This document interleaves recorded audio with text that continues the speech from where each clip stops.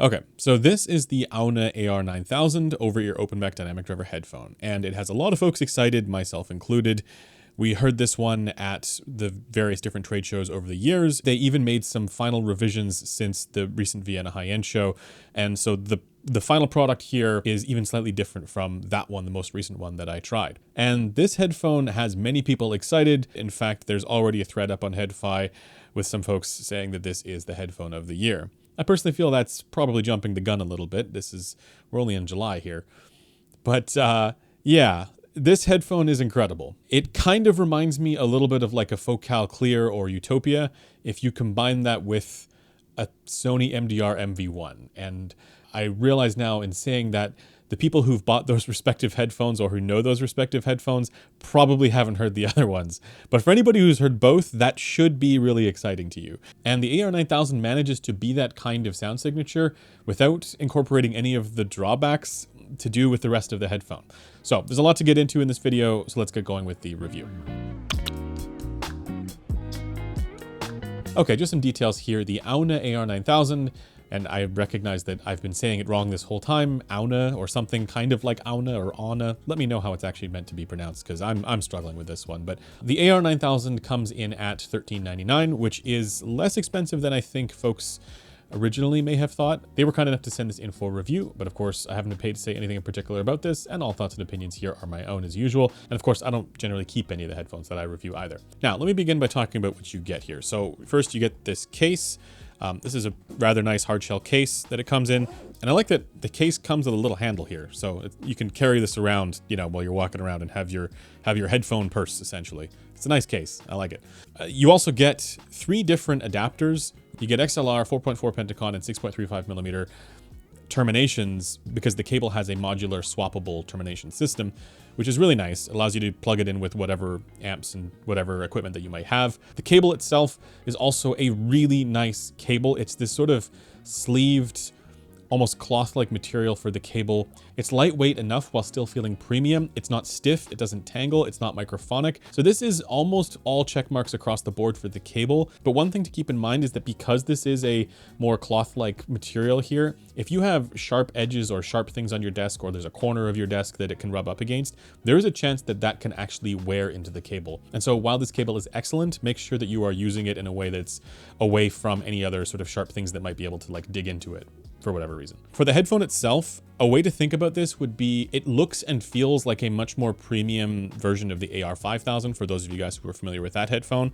The mechanical design and the functional design is very similar. So you have this wonderful strap up top with a wide surface area to it, which fits very comfortably on the top of the head. The arms are attached to the yoke by this sliding mechanism, and this is one area where there was a potential fail point on the AR5000. Now I asked them about this, and they were very aware that that happened on that model, and they said that with the Mark IIs, they made changes specifically to that part. So that's something I fully expect to be fixed at this point. For the rest of the mechanical design here, you do have cup swivel that's backstopped on either side, and you also have a decent amount of tilt. When I wear this headphone, it's not too clampy at all. It fits extremely comfortably for my larger than average head.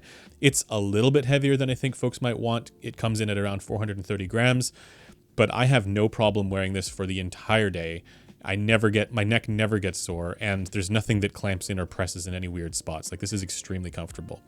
That is helped by having larger than average ear opening for the pads. And the way that the baffle is designed here, it's an angled baffle with a rather aggressive angle to it, and the driver kind of juts out. So you have pads that are fat on the one side and thin on the other, and this helps further create an angle. But the way they've done this is to have the driver angle and then the pad distance be such that it positions the driver basically right over top of the ear. And so the back part of the pinna flange sits in the deepest part where the pad is the thickest, meaning that my ear does not touch the baffle on this headphone at all, and there's plenty of space for, again, my larger than average ears. So I love this design. I think the baffle design is fantastic here, especially when it comes to comfort, because that's something that can always get a little bit annoying. So once again, I put it on my head. Yeah, I can feel these leather pads on the side of my face, but my ear does not touch the baffle whatsoever. Maybe if you have like really sticky outy ears, it might, but for me, no problems whatsoever. The pads also don't have a proprietary mounting system. It's just a simple pad lip.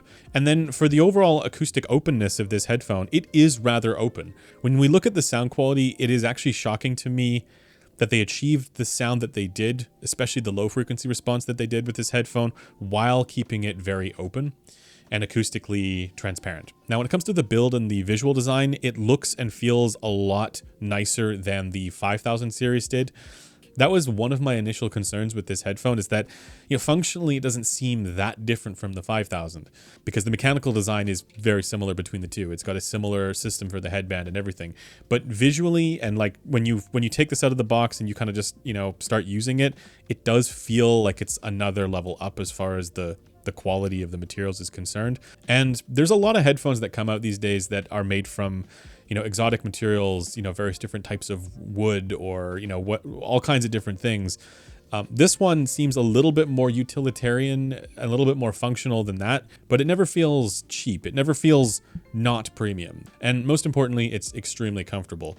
So I love this platform. I can't say enough good things about it. The AR5000 series was great for the comfort. The same is true for the AR9000. Now for power requirements, I'll put the specs up on the screen here along with the impedance curve of this headphone. This is not a very difficult headphone to drive, but it's also not super sensitive either. So any modest source will be just fine. Now let's move on to the sound quality here because there is a lot to get into with this headphone. But I'm just going to say straight up that this is a headphone that I can use without EQ. And for anybody who knows how I use these devices, that is rare. I love this headphone. To me, the AR9000 sounds like the most natural evolution from the Focal kind of sound signature. So like the Focal Alex, the Clear, the Utopia, that kind of sound signature. This is similar to that in a number of ways, but better in a number of ways, especially when it comes to things like timbre and versatility and bass extension. So the first thing to talk about with this headphone is that the bass on this is awesome. It has a bass boost to just the right level, and that's rare in open back headphones. If you guys are familiar with the way that I EQ my headphones, I typically, do some sort of bass boost with open back headphones. This one has the bass that I want. And it's so intelligent how they did this, where the rest of the bass and the transition between the bass and the lower mids isn't this very distinct shelf. It's more this kind of gradual sloping response. And it does have that sense of hard-hitting impact that you want from these kinds of headphones, while not skimping on the sub bass. So this is the interesting thing about this. If you're listening to music that really digs deep, like that has a lot of sub bass information and content there, that's where you're going to get the bass boost, the sub bass boost from this headphone. And then for anything that doesn't have that super low information, but still has some decent bass presence to it, you're not going to get that disjointed or incoherent kind of bass presentation. It's much more of this well-integrated, nimble, tight, hard-hitting kind of bass that also has a substantial amount of sub bass to it, where if your music can reach that low, this has it for you, right? And interestingly enough, when I was comparing this back and forth with a Focal Clear, which I'll talk a little bit more about in a moment, the AR9000 has way more sub bass than the Clear.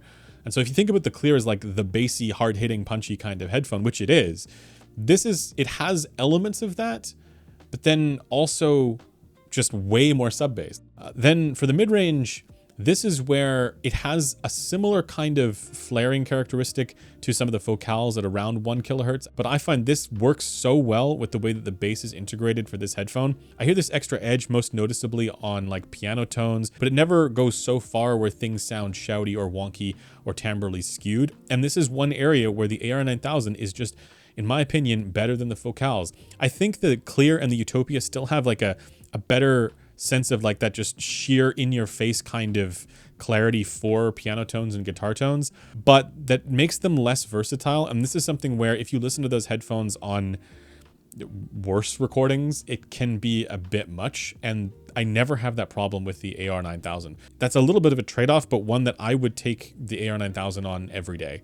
And it's also incredibly versatile for vocals, where it doesn't become honky or glary or anything where that sort of nasally character can come through if it's too far overboard there in the upper mids. And speaking of which, that transition into the ear gain here is definitely on the relaxed side of things. This is one area where if you are the kind of person listening to exclusively jazz music or acoustic music or instrumental music, you may actually want a bit more energy here, because this is where a lot of the clarity comes from in your music. So it's definitely pulled back and a little bit softer there.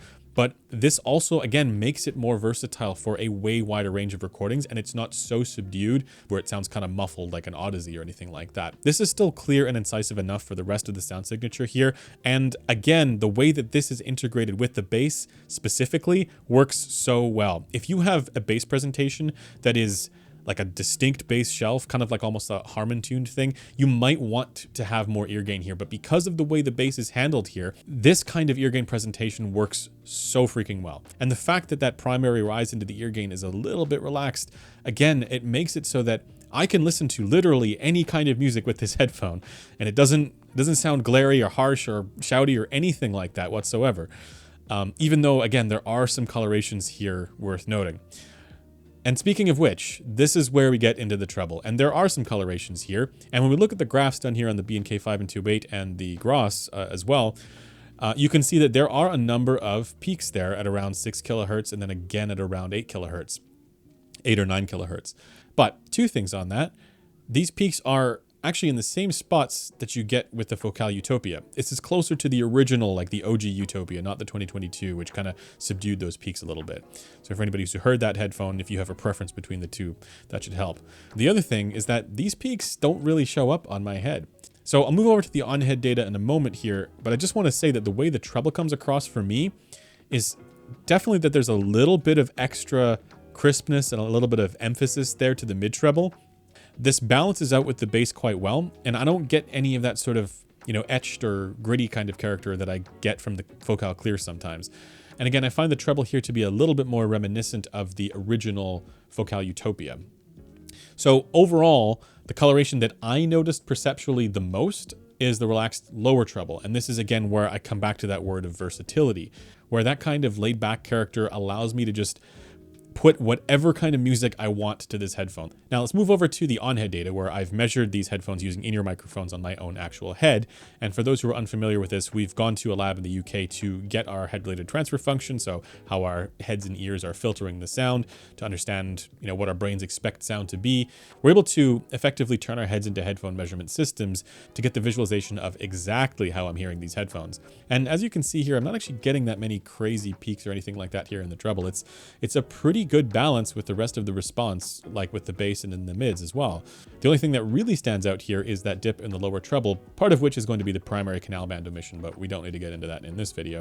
But I just want to highlight this, that oftentimes what you see on the graph is not what you get in practice.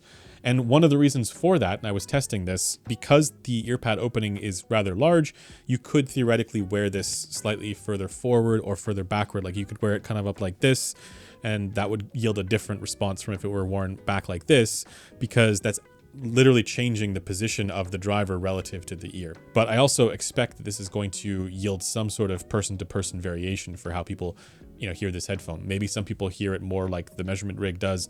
Maybe some people hear it more like I do. Now, that's how this headphone sounds to me. And this is a sound signature that, while it has some colorations, they are colorations that largely I enjoy. This is one of the rare headphones that comes across my desk where I don't feel compelled to open up equalizer APO at all.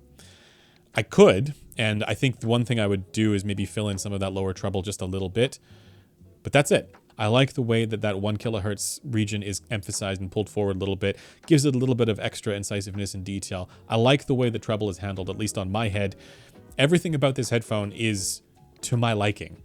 And I've talked a lot about in the past, what I really don't like is when lower treble is emphasized over upper treble. To me, that sounds like a kind of compression that gets applied to percussive tones, and I can't stand that. And this is basically the opposite of that, where there's a gentle rise for resonant harmonics over the fundamental tones, which is how I like my treble to sound, how I like my percussive tones to sound. I want the cymbals to ring out clearly the way that they should. I want the percussive tones to ring out clearly the way that they should. And this headphone does a fantastic job of that. Now, let me get into a number of comparisons. The first one that I want to focus on is the Focal Clear. So the Focal Clear and the Alex, they have a kind of similar sound signature to them. And to me, the AR9000 is simply better sounding than either of them. It doesn't have the same compromises timbrally as those do in the mids and in the treble. It also doesn't have the same kind of raw firepower that those ones do. There is this extra sort of edginess to the sound for those ones that the AR9000 is a bit more relaxed on. And the AR9000 is also just got way more bass, like way more sub bass in particular. If your music doesn't reach that low, if it's not sufficiently full spectrum, you won't notice that much of a difference in the bass between the two. But if it does reach that low, that's really where the AR9000 shines. And I have to highlight that the AR9000 is just way more timbrally versatile and natural sounding. Now, moving on to the Head Audio D1. So the D1 has this stronger sense of completeness to the sound. Like I always get that feeling of breath of fresh air when I listen to that. But it could be a little bit on the bright side and also a little bit unforgiving, especially in that ear gain region. And you can see this in the measurements as well. Right around that sort of 3 to 4 kilohertz range is where the D1 is a bit more forward and kind of filled in there. But that means that for certain recordings, that's rather punishing. For me, this is mostly okay, but I listen to a lot more than just good recordings, and this is where the AR9000 really shines. Add to that the fact that the AR9000 is, again, significantly more sub-bass forward. There's a lot more substance and ultra low body and note weight and all those sorts of things. So the AR9000, despite not having that same sense of completeness to the sound, is more to my taste. Now let's move over to the Sennheiser HD800S. The AR9000, again, it's way more hard hitting than the HD800S. And it also doesn't have those crazy resonances on my head. Like on the graph, it looks like it's a bit brighter actually, but the HD800 has some ridiculous treble resonances and peaks in the lower treble for me. And I really don't like that about the HD800S. So I think the AR9000 is just the more natural and better sounding headphone. But I think if you really care about that soundstage effect, that's still one area where the HD800S is going to do a bit better. But again, to me, there's no real competition here. It's the AR9000 every day.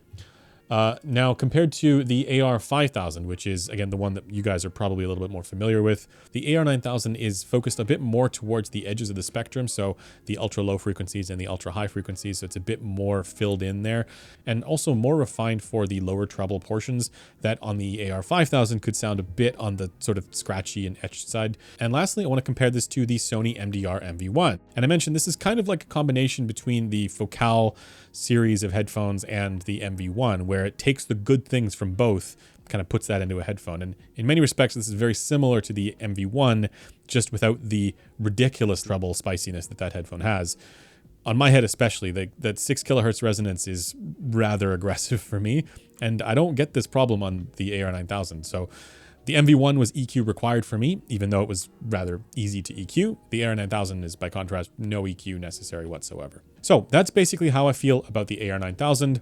This is one of the best headphones to have come out so far this year. So I'm going to give you guys a rating and ranking here. But first, I just want to remind folks that if you want to support what we're doing here, if you found anything valuable here, consider joining the memberships that we have.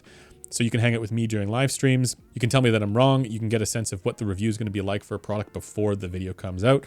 And this is also just a great time to hang out with other people who are in the community. So I really appreciate you guys who've already joined us, and I look forward to seeing more of you guys there as well. So let's give a ranking for the AR9000. As usual, we like to parse headphone performance in terms of bass, mids, treble, X factor, and comfort.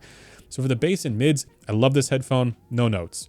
For the treble, I also like this headphone, but again, I think if there were one thing to adjust, it would be maybe to even out that low treble response a little bit. And then for X factor, this is also good. But again, because it doesn't have quite as many colorations as some of those other headphones like the Focals, you're not getting quite as much, raw firepower as what you get with those ones. But I think the trade-off is worth it, and I would take it every single time. So this is a really solid headphone. It gets a 7 out of 10 for sound quality for me, right up there with the Utopia and the Susvara. But because it's also very comfortable, this gets bumped up to a 7.3. And for anybody who's confused by this, we like to use the full range of possible sound quality. If you want to see the individual scores for how we ranked the bass, the mids, the treble, the X factor, all that stuff, you can check that out in the ranking list up on headphones.com. That'll be linked in the description below. And that's going to do it for this video. Is the AR9000 the headphone of the year? Well, we're about 6 months out, but certainly it's an early candidate for that. And I think it's one of the better ones to have come out in a very, very long time. So I've been loving every second of using this one. So of course it gets a strong recommendation from me. As always, thanks for taking the time to watch this video, and I will see you guys in the next one. Bye for now.